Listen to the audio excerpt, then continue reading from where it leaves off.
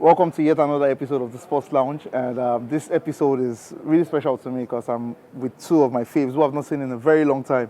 Although they were not very excited to be called because of what their clubs are currently going through, but neutrals, these are very intelligent and knowledgeable guys, and I'm glad to introduce them to you. I have Timi, fine boy Timi on the left. He speaks the sport again. The light is So I'm happy to be here, man. Not really happy to talk about stuff, but I'm happy to be here with you and Ifedotun. Calm down. We won't talk about that stuff to the end, but let's calm down. But what's been good, man? It's been a while. I mean, I've been good, man. Just watching my boys and blaming Pochettino at every chance I can. That's all, man. Nice one. On my right is someone who was actually more recent, but he decided to travel to Dubai, and he's been there for the past 2 months. It's Ifedotun. How are you doing, man? Do you have access to Dubai besides now? Well, yeah, I'm good. I mean, it's always a pleasure to be here. Always a good time. I'm glad to start the show with you because we're going to play your prediction on when you said at the start of the season, where you said Everton, sometime in September last year, where you said Everton were going to make it. And we're going to start straight from there because they just beat Liverpool recently. 2-0 win in the Merseyside derby. They've not won year since Arteta scored in so I think it's really poetic right now. And how do you feel about your prediction? So I think the prediction had two components to it, and one was the fact that Everton were always creating chances. Yeah, they had Beto leading the line basically, and Calvert-Lewin has been out for a long time, so they had to share goals within their squad. So because of that, they were lacking goals. Chances created were on point, but the goals were not just coming. So it's like, okay, yeah, football is a very funny game. Yeah. You see Doucouré will score, McNeil will score, the goals start coming from everywhere. And that's exactly what you said. He said the goals would come out from it was coming from, yesterday look at goal scorers, Calvert-Lewin and defender Bright right here. But more importantly for me, it was more of the teams around them. You look at Burnley, you look at Sheffield, you look at Forest, you look at Luton.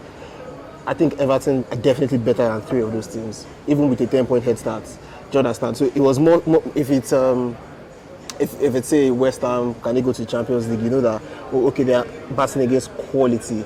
But then Sheffield and Burnley in particular, the individual errors are too much. There's no team that can survive making those many errors. So it was one of those, they'll stay up. Not because they are good, but because the other people around them are bad, yeah. So yeah. Do you like the Everton teams? I mean, we've seen some Everton teams down the years, but this one just seems... I don't know, I'm looking at the team and I'm really struggling to see where... Apart from McNeil has a very technical left leg, probably one of the best in the leagues.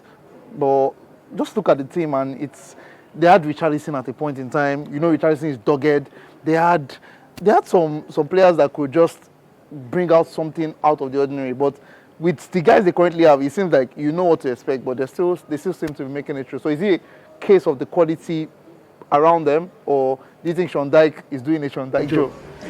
I think so. I think both things can come into play because the teams around them, just like Ifedotun said, they are not like the competitive teams. Do you understand?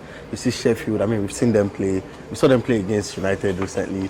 We've seen Burnley play. Like, we know the abilities of this team. Do you understand? And knowing Everton, this is a team that has been in top 6, that like this history is already with them. Do you understand? And the players they signed, let's forget history. The players they signed, we can't say these guys are bad. Do you understand? We know how good Doucouré can be. We've seen seasons where, when Duncan Ferguson was the interim manager, where Calvert-Lewin and co were performing like blistering starts. So it's not just about how those players are. The team around them is bad. Do you understand? Or the teams around them basically, they are bad. Sean Dyche is a perfect manager to sustain something. He's a sustainable manager. This is what we have. Let's keep it. Do you understand? He's that kind of guy. But just don't come down. Yeah. Just don't come down. Do you understand? And if you look at them player for player, you might not see the quality. But if you look at them as a team, like from Pickford to Calvert-Lewin or Beto, they offer very, very unique things. Like that are applicable to exactly how Sean Dyche wants them to play. So I think they'll stay up just like Fernandes said. Very interesting. So let's talk about what this means for the top of the table. We won't delay too much because we've spoken about Liverpool in past weeks recently. We even spoke about Mo Salah and how he's not really been... He didn't really come back from the African Cup of Nations after that injury. But do you think that Klopp's announcement of resignation, do you think he's taking do you think he's taking a back shot, like that, or it's backfired, and it's not really giving the necessary motivation that the team should? Because I watched against, that's why the chances missed from the usual suspects, Darwin Núñez and co. But normally Liverpool finds a way to get it done, but they couldn't against Everton. And do you think that nails their coffin? Yeah, no, obviously I think they're done and dusted with respect to the title race. I don't think that both Arsenal and City will drop enough points to allow them in the league anymore. It's maybe 4 games left or 5 games left, so I think they've run out of time. But with respect to the season as a whole, I just feel like we're seeing 3 unique teams, and out of the 3 unique teams, I think their system is the least sustainable in terms of limiting the opposition. Right, Arsenal and City are coached by 2 control freaks. They just want to be in charge of everything at every point in time. So they kind of limit what their opponents can do to them. With Liverpool, it's more of, don't worry, you can score, we'll score back. Right, I think I saw somewhere that they had gone behind in 20 games or so in the league this season. That's not good enough for a team that wants to win the league. Do you understand? I mean, granted, they'd come back to win a lot of them, but you can only test your luck so many times. Sometimes you will try your best, the ball will not just go in. So I think it's just it's a consequence of recruitment. I also think that maybe they didn't get the players. You know, at the beginning of the season they were looking for a 6. They wanted someone to be the anchor in midfield and all of that. They went for Caicedo at one point, it didn't work. They were looking for Lavia at one point, it didn't work as well. I think the Japanese warrior is not so. No, so he's done a decent job. I'm not going to lie. It's been a decent fit for them, but that's where it ends, decent. Right? What they wanted was like a world beater. If say they had 2015 or 2016 Thiago, it would have been a different thing entirely, because that way they can control games a lot more often. Do you understand? So I think that's just what's caught up with them. I don't think they're not bad players, they're very good players. They still create a lot of chances. Remember, they've had players missing for different stretches. I mean, Alisson has been out for a while. They didn't drop pace, right? And that's like one of the best goalkeepers in the league. They've had Trent missing for a while. They've had Robertson missing as well. So they've managed to keep. So it's not like they've had a bad season, but ultimately that tiny detail is what has set them apart from the other 2 teams that are in the league. So I think that new manager is coming next season. If I was the new manager, that's the first thing I'm going to address. Someone to dictate the tempo, someone to set my team ticking. That's what I'll go for first. And I think that they have a lot of important pieces in that team. I feel like, a wild prediction, I feel like Salah will leave at the end of the season, right? Because I had, like, it's one of the Van Dijk and I'm missing 3rd person.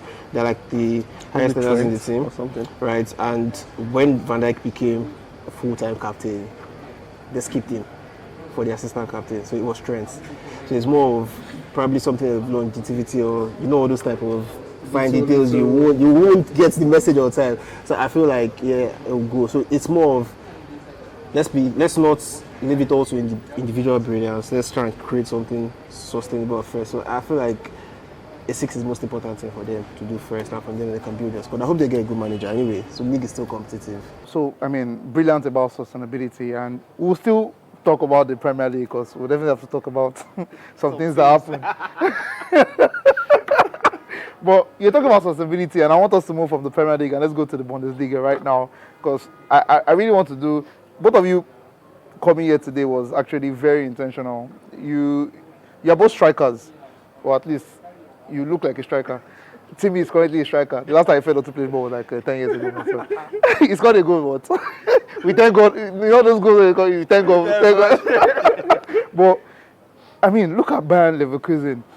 Has Xabi Alonso just done a crazy thing where managers will not be allowed to say, "I'm doing a process" anymore? Because this is his first full season, and we saw Bayer Leverkusen fire on almost all cylinders. New signings that you're talking about, they had like 4: Hoffman, Boniface, Grimaldo. Yes. Like, so it seems like everything was well oiled. And Timmy, let's talk. I mean, nobody can ever say Leverkusen again, because they've done it and they are champions. But has Xabi Alonso now made it harder for new managers with that excuse of I allow my process flow. Anytime process.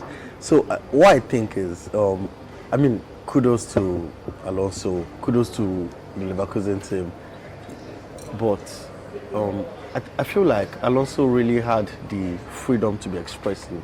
Do you understand? No, like what I'm saying still encompasses his abilities, his tactics, and everything. But you know, there's a way you be as a manager, or even like take it to your jobs outside as a supervisor, as a team lead. When you see that things are working, you just get to be more creative. Do you understand? Like as time goes on, you get to bring in more ideas, and just everything is working because you have the facilities for that. Do you understand? And what I noticed with how we started playing was, how we started was not how we finished. Do you understand? It kept evolving. Do you understand? Okay, I have the right to do this. I can do this. Do you understand? Nobody's looking at me. There's no pressure on me. I mean, I'm not hailing Premier League, but there are some steps you take that you might not have taken in the Premier League. Do you understand? There are some tactics you will change. There are some ways you will play, obviously, that you might not have implemented in the Premier League. But obviously, he has made it very hard for new managers. For one, Pochettino has no right. Pochettino has no right to tell me this is a process. Because Alonso is using... Boniface went for how many weeks injury? Came back, he popped. He even scored on the final day.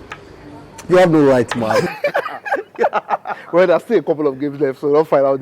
But it's really testament to how brilliant he was, even as a midfielder. Yeah, Xavi is having his issues, but he did win the league title this first distance. So you can tell that these Spanish guys actually have or know what they're doing, especially the midfielders. So my own question to you now is, what do you feel was their most important element in winning that title? Do you think it was Bayern dropping off, or do you think it was just everything coming together at one symphony? Also, I'm going to put you on the spot. Are they going to keep this unbeaten run to the end of the season? Okay, so one by one. Okay, so I feel like the most important thing for this Leverkusen team is their setup. Right, they've missed a lot of players at different points in time, and nothing has changed in how they play. Now, I saw one old video. I don't know if you guys have seen. There's this manager thing where they put cans or cones on this board where they explain their philosophy and all of that. Yeah. So Alonso was saying something about how he wants to spread the field. How do I mean? So he says he has 10 outfield players, so he'll play 8 through the middle to occupy the opponent and have one free man on either side of the 8. So that's with his players, that's Frimpong and Grimaldo. So basically what that means is I have 3 centre backs, I have 2 central midfielders, I have 2 players and a striker. So it's more like if I'm defending, I have my 3 defenders and 2 DMs. But if the opponent decides to go wide, I have an extra man wide. If they go the other way, I have an extra man wide. Now in the midfield, if they want to press me, I have 2 in front of them, and I still have an extra man wide on each side. So it's more like the bombardment. Yeah, they have the overload in every area of the pitch, and it worked magic for them. That's why I always say, like, if you want to play football and you want to be a top team today, you have to be as cohesive as possible. If you play like this, they'll run through you. If you play like this, your next man is... Nobody knows people that are good passers in cohesive teams, because I just passed the next 5 yards, next 6 yards. And for majority of the game. For the teams that were not good, you don't play the 40-yard pass, you tend to misplace some of those passes. Yeah. So cohesive systems actually bring out the best in you. So I think his system has been spot on. I feel like his style is even a mix and match. He has played under managers like Benitez, Mourinho, Guardiola, Ancelotti. Right, so he speaks something from each of these guys, and you can see it in exactly how his team plays. So I think that's the most important factor in how they play. For their unbeaten run, I think in the Bundesliga they'll scrape through with it. I'm very concerned about the Europa League, because it's difficult to motivate yourself when you've gotten to the top. Right? Going to the top is not so difficult. Staying at the top is crazy, right? Because we've seen you see plenty people win leagues, you see plenty people win cups, but the next season to come and do it again, you see players hit career highs and all those things, to come and do it again the next season is tricky. So I feel like you've won the league, undefeated. So they're playing against a tricky team in Roma in the next round, and they have two potential banana skills in the potential final as well. So I'm a bit bothered about that. I don't think they'll go unbeaten. They might win the tournament but lose one leg.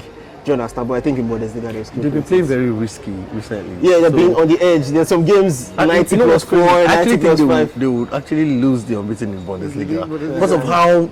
I think they're done with their. I think they're done with their opponents, tricky opponents. Yeah, so okay. it's mostly second phase teams here. So I don't think they can actually. Yeah. But now that the problem is the rest. Maybe they might rest. Exactly. Yeah, they might rest somebody for the Europa League. Exactly. But if you look at how they've played when players were injured, I don't think a reduction in their player quality will change much. We've seen players even rest. I think against Dortmund, Frimpong will start, Boniface no matter who you rest, you score in the 97th minute. I think who are you?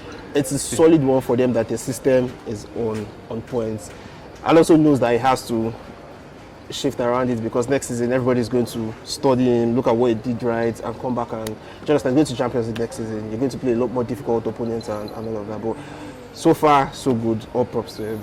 Brilliantly said. And I mean, as we approach the end of this particular conversation, we must congratulate Inter Milan on their second star, 20 as another 20 league titles.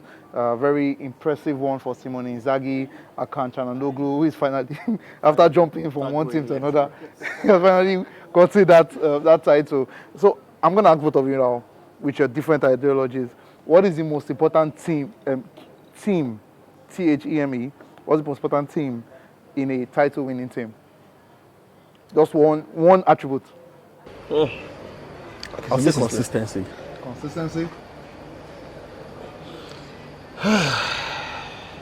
Okay, so I would say it's innovation. You have to revolve, you have to keep on creating new things to even maybe be consistent. Yeah, so right. You have to keep on. All right, so I'm going to do a little game now. 2 players, 1 word. Patrick Schick, Davide Fratesi. Anybody? No idea. Are you serious? Czech Republic.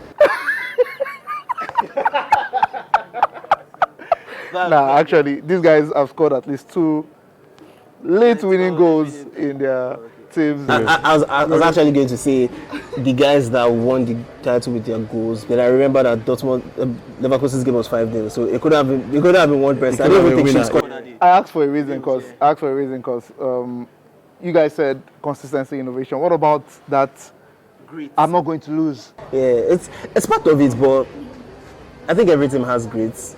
I mean, different extents, right? Yeah. Some teams are a lot more.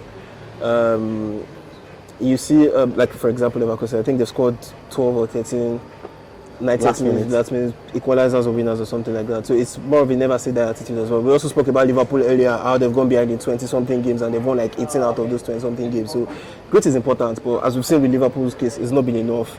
Everybody knows that, Trent is coming to the middle, you give Salah, it's mostly more of the same thing. They're a lot more predictable than, say, Leverkusen, for instance. Right, so that's why I said maybe innovation. And best players from the title-winning teams, Bayern and Inter. For Bayern, right? I do this personal, right? I've enjoyed Frimpong. Do you understand? Even after the title, do you understand? I've enjoyed Frimpong. But from Inter, I'm a bit skeptical because I'm a big fan of DiMarco, right? But I really enjoy Lautaro's style of play, so I'll go with Lautaro. How are you, Ifedotun? I think for Leverkusen, I'll pick Xhaka. And my reason is very simple. So Xhaka is basically Alonso's mouth on the field, right? It's more of, you're playing my position, you're a senior member in the team. I brought you in particularly in the midst of youngsters, right? So you're supposed to be like a role model and all of that, and it's playing the ball. So it's not just, they're not carrying attitude, yeah. They're not just carrying, so it's teaching them a lot of things that, there's some things that older players know that younger players don't know. So it's carrying a lot of people along and it's performing on the pitch. So yeah, I think for Leverkusen, I'll pick Xhaka. For Inter, I'm just going to be lazy and say Lautaro. Both of your teams. We'll go on a short break, and when we come back, we'll be talking about Bruno, Odegaard, and that conversation that someone has running about.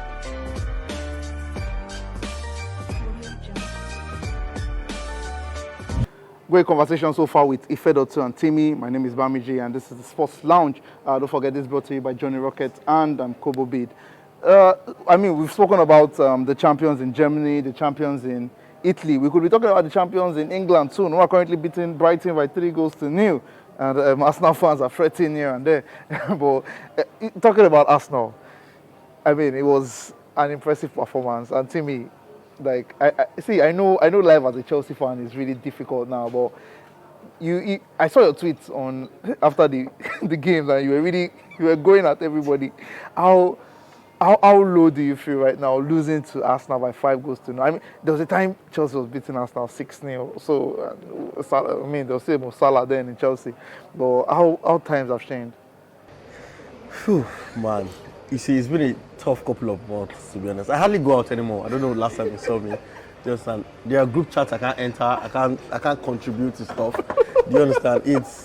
Pochettino brought me this low. Do you understand? I know what's crazy is I'm a big fan of Pochettino. I have videos where I defend Poch. I'm telling you, till last month. Do you understand? But I'm human too, right? If you push me to the wall, I'll react. Do you understand? I will eventually react. And we've gotten to that stage where No, you guys saw the game, man. Everybody saw the game. We were playing we didn't know what was happening. Do you understand what I'm saying? It was just, we're all over the place. It was so wrong. We have games where we win, where we are happy, okay. And if you notice, even when we win those games dramatically, people don't give the credit to Pochettino. Like the Palmer against Man U, the Palmer against Everton. We give the players. I thought you were going to call another player when you said people will not give it to Poch. Is that not Poch or Palmer? Palmer. Do you understand? So we've drowned so far. Do you understand? And that affects us because I'm already feeling like, if you see Arsenal fans, there's a reason why they are so happy right now. Do you understand? It's a scarce entertainment for them, scarce excitement in particular. And when they get this far, I've gotten this far so many times. Yeah. Understand? If I was in Arsenal's position now, I would just be normal. I would still be like this. But there's a reason why they are this excited. Do you get what I'm saying? So, and that reason is why we are falling. So I know it's not funny. I'm being very serious right now. I apologize to. No offense. To be honest, it's reality. They've not seen the Premier League in a while. But relax. I'm just telling you why it's been so. I'm telling you that we are sinking that deep. Do you understand? Yeah, and if we don't take it off this man, we'll be deeper than that. I would ask you, but I want Timmy now. In 1 minute, what is going to get Chelsea out of this deep hole that you're in? In 1 minute? Yes. A better manager, a better striker, a better keeper, a better left back. Should I go on? Is that 1 minute up? Oh, okay. A better left back. Chilwell is not good again. Did he just suddenly go bad? Some players suddenly go bad. Actually, yeah. I've come to notice that. I think it did. Injuries, it comes to confidence too. Do you understand? There's a way you fall off. That's because of confidence. Do you understand? It's mental. You get so that can happen. You see, midfield-wise, I'm okay. Some Chelsea fans might not like Gallagher, but I'm a big fan. Just because there's things I'm looking for in defenders or in midfielders. Sorry, that I see in Gallagher. Just and the press and everything like that. I'm okay with Caicedo. I'm not his biggest fan. I'm okay with Enzo-ish. I don't really like him, but I think that midfield will give you something tangible under another manager. Do you understand? So yeah, those are the only things I think really change. Really. Thank you very much for that. Ifedotun, just because Timmy is in the soccer way does not mean you're not also in the dustbin. The difference is that our teams have a. How do you say this again? United have been in a not so good place for the longest period of time, so we're used to certain things. It's new here. First time. Thanks for having me. But talking about being new here, we need to talk about how, there was a win against Sheffield. United these days is entertaining for everybody, no matter who we play, even if it's Coventry. We give everybody a good game to watch. Do you feel it's going to end in a good story with winning the FA Cup, or it's just going to be more misery at the end of the season? So that's a very tricky question. And the reason why it's tricky is I think United have lost 4 of the last 5 to City. 4 of the last 5 under Ten Hag. Yeah, and all the games that United have lost have had the same team. It's more of City in total control, start off the blocks and all of that, right? United have to find a way to manage City's dominance on the ball, and if you look at how Ten Hag plays, it's difficult to see how that happen. Mostly because he doesn't pay attention to things like that. It's more of, well, let the opponent have the ball, let them do their damage. We'll try and do our own back. And in general, I used to say United play NBA style, where everybody goes up the pitch, come back down, up, down, and it will, obviously there'll be steals in between, there'll be transition and all. But I've looked at it a little more like closer. I don't think it's NBA. I think it's actually tennis. So you play it one way, your opponents play their own, and everybody gets points, right? The teams that are doing well make sure that they limit their opponent. So, except magic wants to happen between now and May 25, I think it's just going to be more of the same. I think last season, when Ten Hag got his job, where everybody was drawing objectives, and all, he said qualify for Champions League, win a trophy, all those things. And yeah, he did both of them. I mean, towards the end of the season, United kind of fell off. Right, but this season again, it looks like he wants to, quote and unquote, rescue the season. But the way City is set up, I mean, we're watching City demolish Brighton right now. It's hard to see United peak change from that match, but stranger things have happened. I won't put my hopes on it, right? But I watch the game. Obviously, it's going to be a good game. United always seem to, whether it's by brilliance or by mistake or whatever, United and the opponents manage to give everybody watching like a good time. So yeah, I think I'll have a good time watching the final. If we win, all well and good, but I'm not expecting that. Brilliant. I mean, it's our tale for 2 giants of English football before reduced to this. It's a pity. Will they come back? We don't know, but just keep watching. To wrap up today's conversations, we're going to talk about 2 players from those games actually, and I think they both gave 10 over 10 performances this week. These are players who have caused insane arguments between the 2 fan bases. Some people believe it's a disrespect to bring out. Timi, you've been in this conversation before, but don't worry, I'm not putting you on the spot. I just want you to tell us, out of those 2 players, which of them do you like their style? I mean, like we discussed earlier, Bruno really can do everything you'd expect a central attacking midfielder to do, especially in terms of passing the ball or in terms of shooting.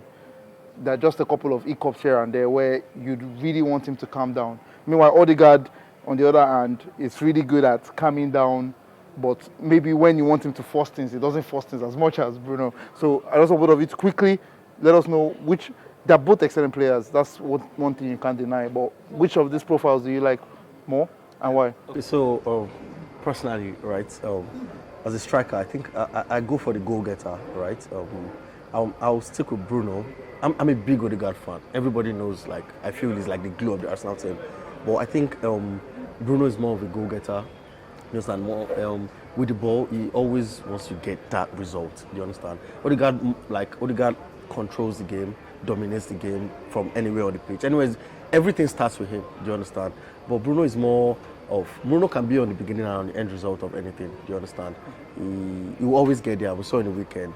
He's that guy that he wants to score, he wants to create, he wants to fall back, he wants to do everything. And I think I'll fall in. If I had to create a team, like, I would like to have Bruno. If I had to play with someone, I would like to play with Bruno. Interesting. Thank you very much for that, Timi. Ifedotun, to wrap this up. Okay, so you know how their rules and their profiles. So I think that 2 of them are number 10s. I think 2 of them are very different players. Right, I feel like the easiest example to use is maybe a Kaka and an Ozil. Right, you say 2 of them are number 10s, and Kaka is just going to go for it, right? Go for it. Ozil probably look left, right, and say, okay, this is a better pass, this is a this and this is a that, right? Same position, but they're different profiles, and that's also not even put into consideration their setup that's in the teams that they play for. Right. So I feel like both of them do what needs to be done in their teams, in the sense that if Odegaard is playing the way Bruno plays in United, it's going to spoil Arsenal's setup. United say sometimes they struggle for goals and all of that, right? If Bruno doesn't do what he does, United will even have less goals. But I think Bruno is a fantastic player. And the problem, what Bruno is bad at is what Odegaard is great at. And that's just the 1 second to breathe, right? Stop. Look left, look right. Is there a better pass? Is there a better shot?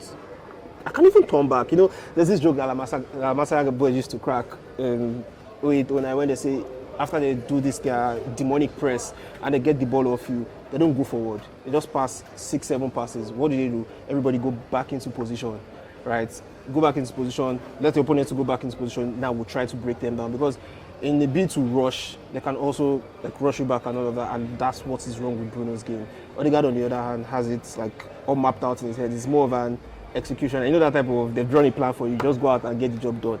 So I feel like aesthetics, Odegaard wins that easily, right? I think numbers, Odegaard has been doing well of it, number-wise, yeah, but I think Bruno wins that and all of that. But like Timi said, it depends on what you want, and I'm more of a control person. If I want to watch football, I prefer watching teams that are in control. Odegaard is the one that's playing the team that is controlling now. Right. So that's why I said aesthetics, hands down. I think Bruno is a better player, but if I have to watch someone for 90 minutes, I'll watch Odegaard. Thank you so much. I'm not putting them on the spot to say this or that, but those are definitely two quality players, and these are two quality guests. Thank you so much, Timi. Thank you so much, Ifedotun. Till next time, we'll be there. Whether Chelsea will still be as deep down as they are, we will know. Or whether City would have won the title, we will know. Thank you and goodbye.